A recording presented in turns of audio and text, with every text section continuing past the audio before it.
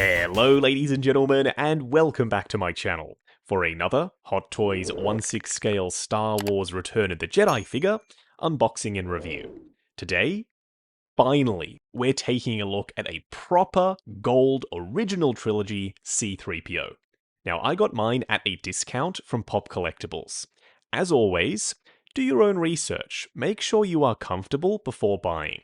I have popped the link to their site in the description below, along with the discount code Justin's Collection, for 5% off your order if you do decide to buy from them. While you're down there, why not hit that subscribe, bell notification icon, and join button, so you're notified as soon as a brand new Hot Toys Star Wars figure review goes live on the channel. As for the box art, we've got an image of C-3PO front and center, as well as a metallic foil Star Wars logo and a 40th anniversary for Return of the Jedi sticker in the bottom left-hand corner. But it's what's underneath the slipcover that I'm most excited about. As we know, the best artwork for these anniversary figures, underneath, not what's on the outside.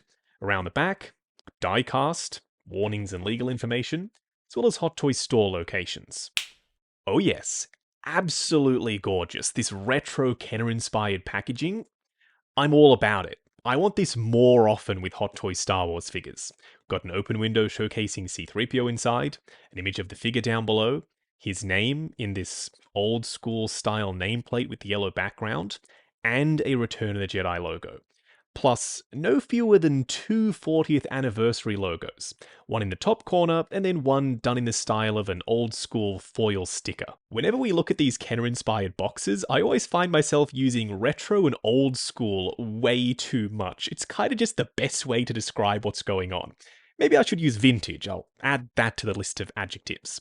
We've got Star Wars up top in white, so it pops against the Death Star 2 in the background. C-3PO once more, and I love that they've used his I for the O in his name. There is also a read-up down below, so feel free to pause to read. I totally forgot we were getting Salacious B. Crumb in this set. So maybe we should be calling this a 2-pack. It's not just C-3PO, it's also Salacious B. We've got Return of the Jedi, his name, die-cast, as well as more warnings and legal info. I'm pretty sure that's the same stuff that was printed on the outside on the slipcover, although I could be wrong on that. I've never once actually sat down and read it. We can flip open this top cover. It's made of this super thick, sturdy cardboard and held in place with magnets, so you can see the entire figure from head to toe thanks to that massive open window. It took us ages to get an original trilogy R2-D2 from Hot Toys, but even longer to get 3PO. Some people theorize that because Hot Toys has some licensing thing going on with Sideshow for Star Wars in the States, that Sideshow were blocking Hot Toys from making a C-3PO because it would compete directly with their 1/6 scale C-3PO. I don't know if there's any truth in that, but I'm glad that we finally have one. First in-hand impressions, dude is really heavy and extremely shiny.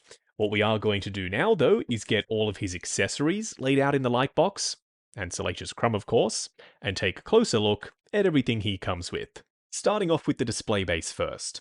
I have a feeling that we're about to see a lot more of this style of base, because Hot Toys don't like to invest in a new mold like this without plans for using it in the future.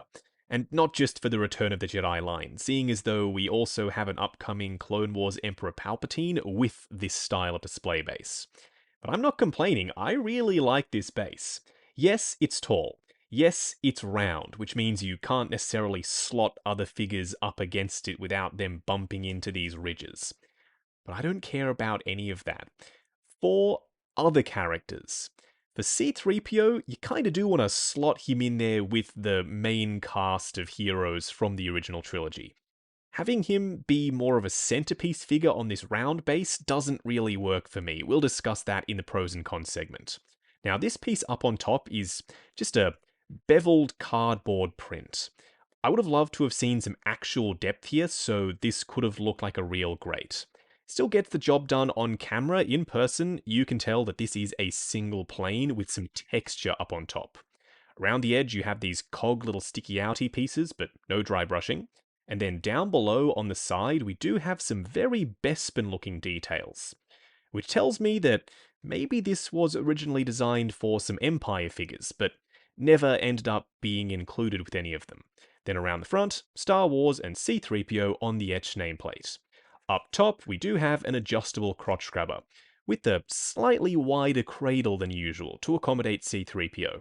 I'm going to go out on a limb and say that this is indeed a 2-pack. They should call it C-3PO and Salacious B. Crumb. Because this guy is bloody awesome. The sculpt work for his wrinkly, nasty skin looks great. He's got the tassels hanging off his ears, and they are flexible so they won't break on you, unlike the old Sideshow version. Plus, he's got a little bit of articulation in the head sculpt, in the arms, and in the legs. So if you did want to have Salacious just hanging off the edge of the display base, dangling his feet over it, that is potentially doable. They even include a little cushion for him to sit on. It is flat on the bottom, so when you place it on the base, fingers crossed it shouldn't slide around too much. It's done in this deep, rich purple with some washes in the crevices, as well as some lighter dry brushing over the texture. Next up, we get an interchangeable faceplate with C-3PO's right eye hanging out. It's supposed to be used when you pair him up with Salacious, as though that cheeky bugger has ripped C-3PO's eye out. There's some detail sculpted on the bottom, and the wiring harness does look pretty believable. Some of them have been sculpted to look differently from the rest of them, and there's some paint applications on each of the wires. Now, the way this lights up is the exact same way as the standard faceplate. There's a hole in the back that the light shines through. We will try this out on him a little bit later. And lastly, we get a full array of hands. I would have liked to have seen articulated finger hands, though. We have 2 Hot Toys 3POs now, but neither of them have come with articulated finger hands. If they can do it for Iron Man, they can absolutely do it for 3PO. There's some detail on the palms, and these are supposed to be pointing gesture hands. They're not mirror sculpts. One side is different as compared to the other. They're asymmetrical sculpts, I should say. We also get a style pose hand for the left that almost looks like a web whipping hand, and a gripping hand for the right. But he doesn't come with anything to grip onto. I would have liked to have seen at the very least a comm link so he would have had something to hold. Also, do watch out for these little spiky pieces sticking out from the top of the hand. They look quite fragile. And lastly, 2 open palm hands already installed on him out of the box.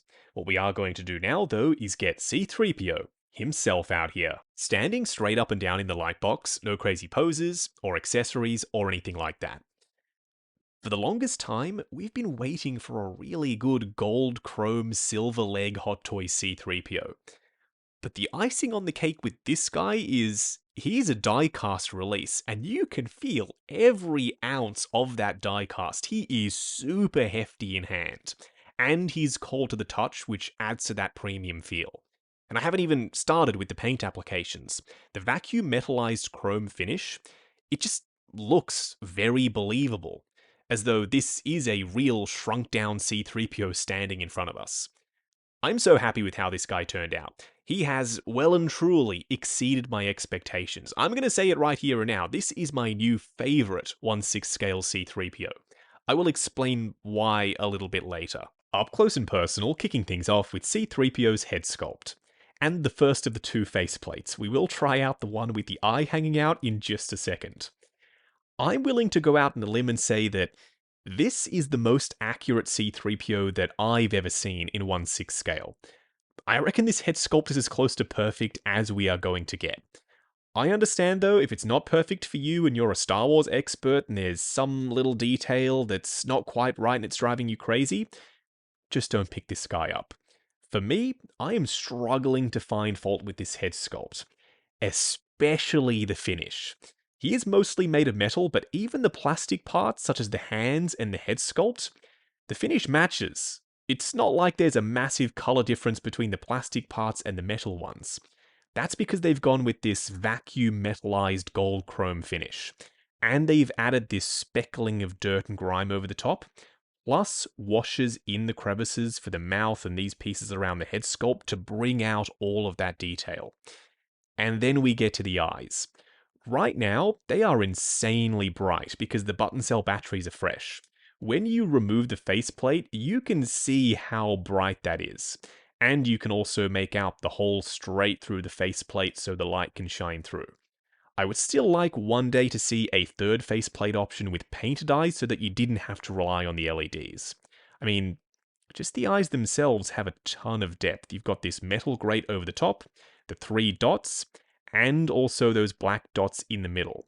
Those are actually what Anthony Daniels would see through when he was on set. They were some little tubes. I cannot imagine how claustrophobic this outfit would have been to wear. Now, to switch out the faceplate, like you just saw, is quite straightforward. You remove that one and plug this one in. This one has even more detail.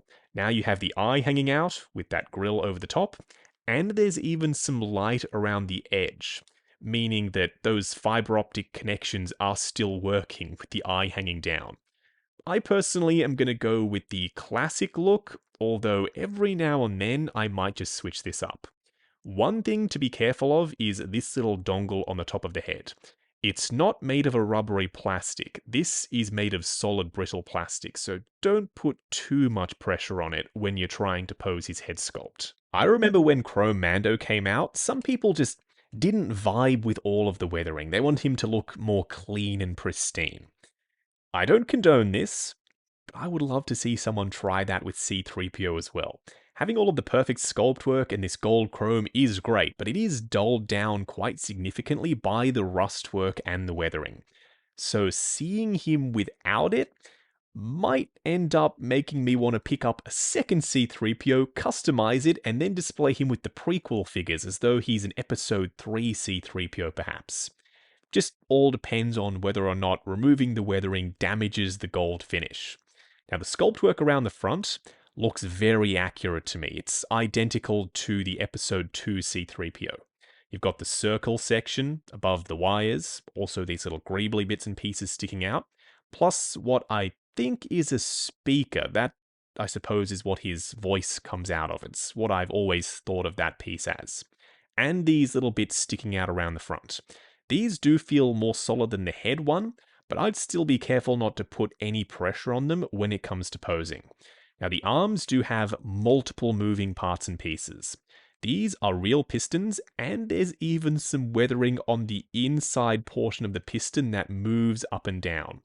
Then the pistons themselves are on tracks, so as you move the arms, these pieces get pulled up and down to give you a greater range of motion. And they've put weathering on the inside of the elbow joint. This guy's painted impeccably. I have no complaints with the finish whatsoever. The wires in the ab section are actual real wires. But because this guy is specifically from Return of the Jedi, they are just straight up and down. Whereas in A New Hope and Empire, they were a little bit more higgledy-piggledy, they were crossing over one another, and they were looking a lot more messy.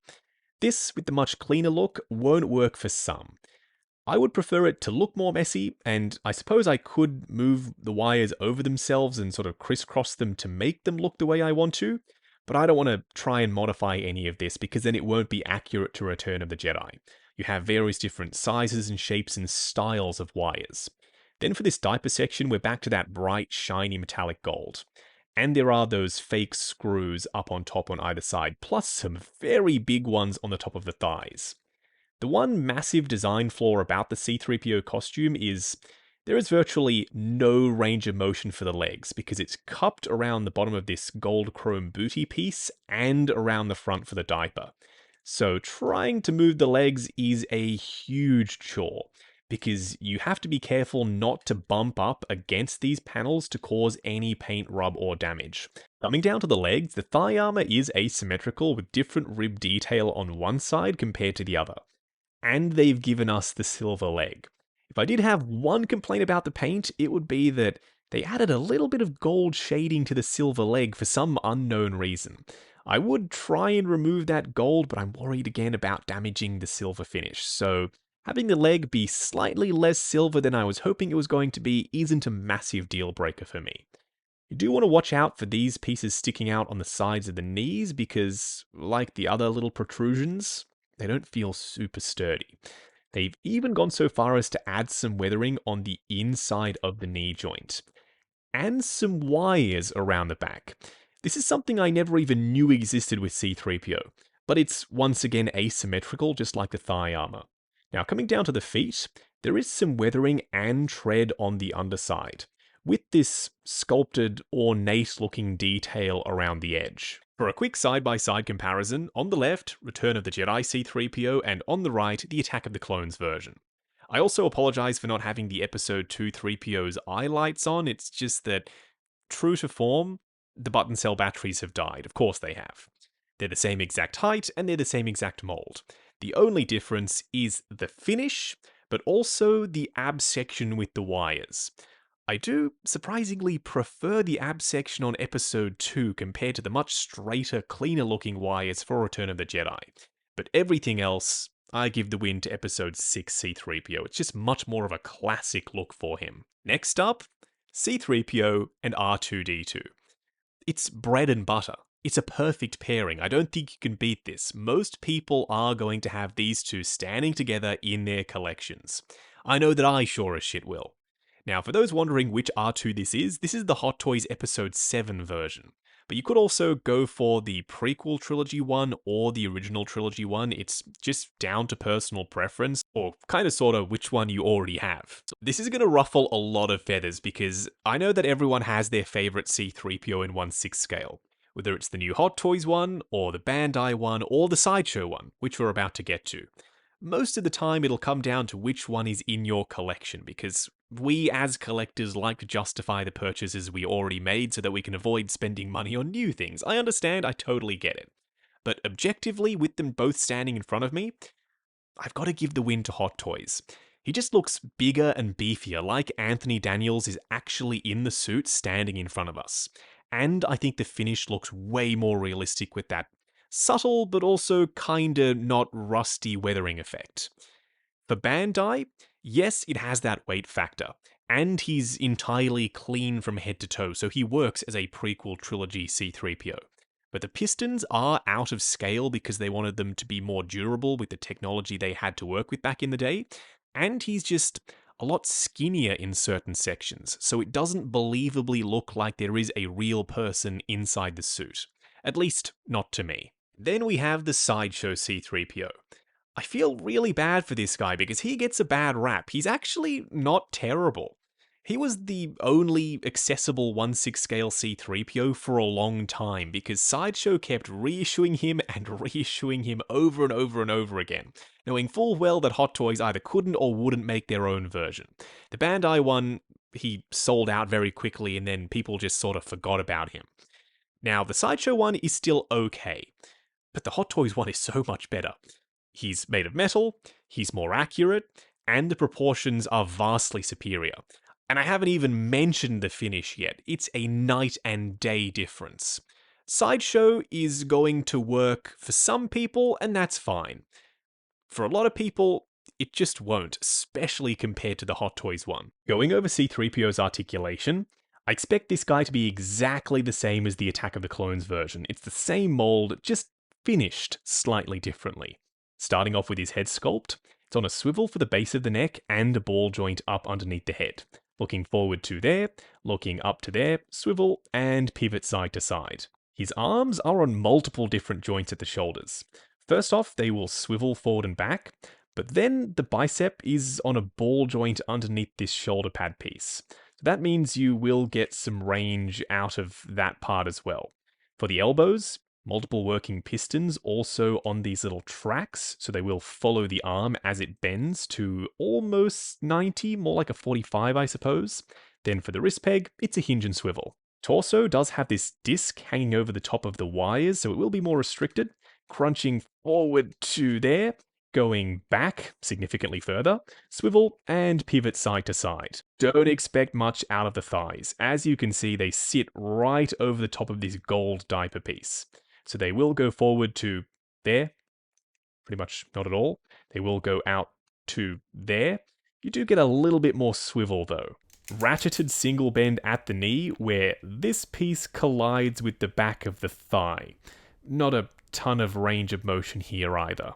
And then for the ankles, it's a hinge and swivel. Good for forward and back, some swivel, as well as a bit of ankle tilt. Moving on to the 3 cool and 3 annoying things. The first annoying thing, as much as I like the idea of this base, it doesn't really work for C-3PO in my opinion. A circular centerpiece really tall display base works for Darth Vader, for example, because he's a core character. You want to have him smack bang in the middle of the display. But for C-3PO, it just doesn't make a ton of sense to me.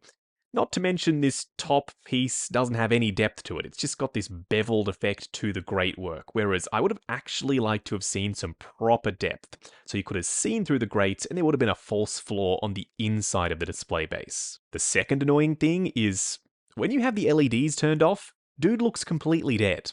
The way around this, I think, would have been to include a third faceplate option with painted eyes, or maybe even swap out eyes, that way he would have looked turned on without having to rely on the LEDs. I like an LED light up feature when it doesn't come at the cost of aesthetics. You can quite easily fix this by turning the lights on, but the button cell batteries will only last for around 5 minutes. The third annoying thing, some people are probably going to be 50-50 on this, it's the straightness of all of these wires. They are real wires, which is awesome. They're all made of this rubbery plastic and you can move them around a bit, but they're just straight up and down, which I know is accurate to Return of the Jedi. So it's not necessarily fair for this to be a con. But in A New Hope and Empire, the wires were way more messy, and I think that just would have added to the visual interest. The first cool thing is when you turn his LEDs on, they are extremely bright. When the batteries are fresh, granted, they will slowly but surely dim down over time. Also, part B, I suppose, is when you pop in the secondary faceplate with the eye hanging down, a little bit of light bleeds through down the bottom where the wires are plugged into the head sculpt. The second cool thing is Salacious B. Crumb. I was worried he was going to be like one of those pack-in Grogus we get in the Mandalorian line, where he looks good, but he doesn't have any articulation and he's kind of just a throwaway accessory.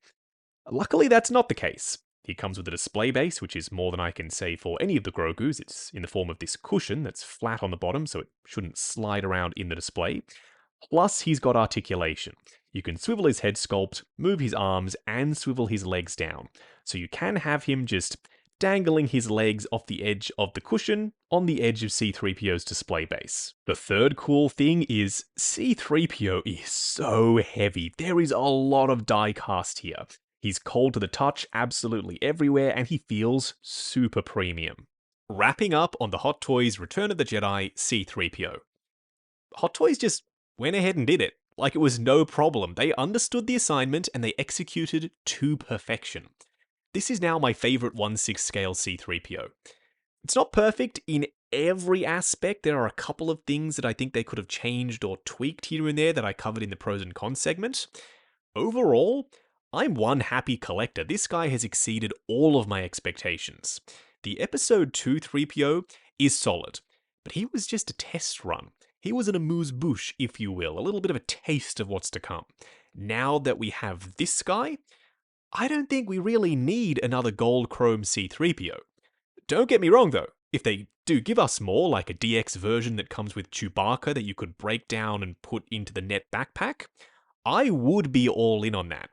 Right now, I'm just really satisfied with this figure. I can't wait to put him in the collection alongside all of the other Return of the Jedi releases. So, do I recommend him?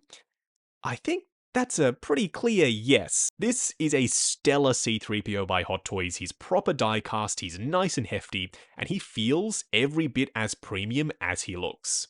Now, I got mine at a discount from Pop Collectibles. As always, do your own research, make sure you are comfortable before buying. I have popped the link to their site in the description below, along with the discount code Justin's Collection, for 5% off your order if you do decide to buy from them. While you're down there, why not hit that subscribe, bell notification icon, and join button, if you like the sound of seeing your name in the end credits of my reviews. Like, comment, and subscribe. We'll catch you in the next video.